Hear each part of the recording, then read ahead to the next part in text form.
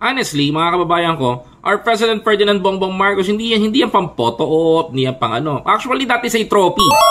Yes! Tama kayo ng inyong naririnig sa akin. That is a trophy of the Marcos administration. Wow. Tama ho kayo ng inyong naririnig sa akin. Hindi ko babaliin yan.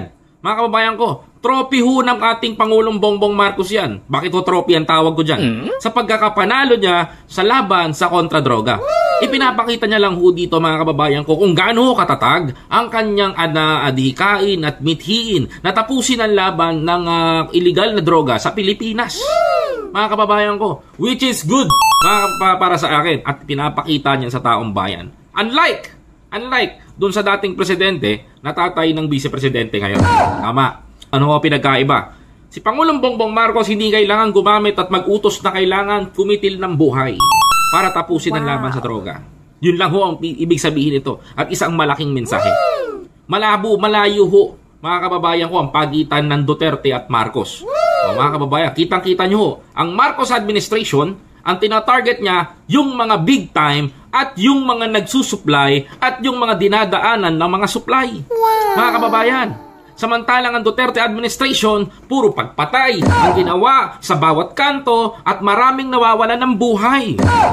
Na which is at kinasangkutan ngayon ng mga iilang pulis na nasangkot sa pagkitil ng buhay na ginamit pang kota. Dahil ang banta ni Duterte sa ating mga kapulisan, kung wala kayong maihahatid sa akin na pusher, kayo ang aking papatayin.